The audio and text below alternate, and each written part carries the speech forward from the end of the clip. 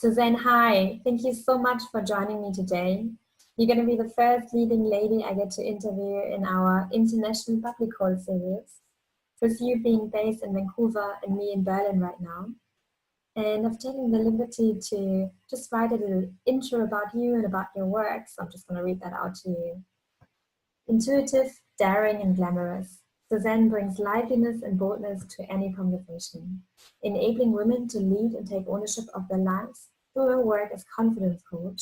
Suzanne has impacted the living quality of hundreds of ladies throughout the last decade.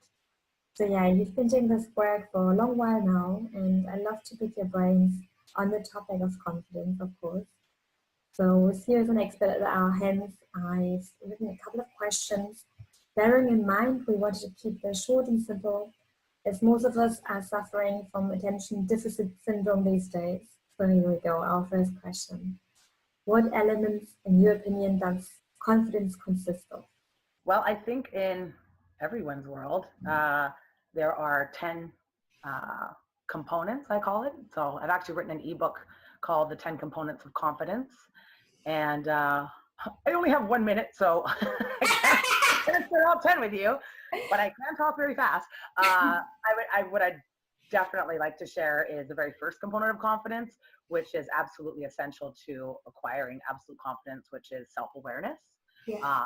Without having self-awareness, there's absolutely no way that anybody can acquire absolute confidence. Self-awareness is essentially knowing all the great, the good, the gifts, and the not so good about oneself. Yeah. Yeah. And from there, being able to build a foundation of trust. And without trust, there's no such thing as confidence. So beautiful. And already leads into authenticity as well. I get it. Of course. Yeah. Really. Yeah. So was that under 1 minute? Pretty good, yes. So you already gotten some really good insight on the topic of self-awareness there and on trust there when it comes to building confidence.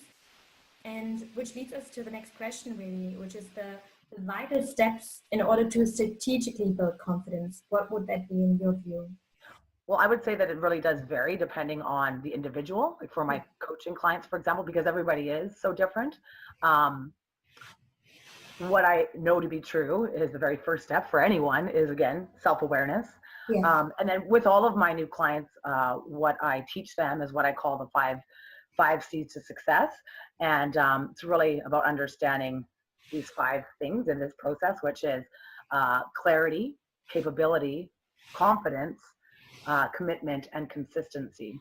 And those 5 elements are absolutely essential in one being able to really develop a successful coaching relationship with myself and to be able to get the results and the confidence transformation that they crave. Essentially, without clarity, you can't be very clear on who you are and what you want. Therefore, you cannot build your capabilities. If you don't know what you're capable of, you can't build confidence. Then you have to be consistent and you have to be committed to that journey as well. So all of those 5 things, I would say, are really the foundation in building confidence and being successful at achieving it. Yeah. And what do you think are the 2 biggest rewards of building and developing confidence? Well, I believe that having trust, unconditional trust, love, and respect for yourself is the greatest reward anybody could ever have. Yeah. The love and the respect, which are 2 additional components of confidence, don't come unless you have a very solid foundation of trust in yourself. So I would say the greatest reward is having that implicit unconditional trust. And from that, coming from that place where you unconditionally trust, love, and respect yourself, the other great reward is as a result of those 3 things, you are able to make very different choices and very different decisions for yourself when you have that trust versus I'm not sure, I don't know, I'm going to second guess myself, or coming from self-doubt.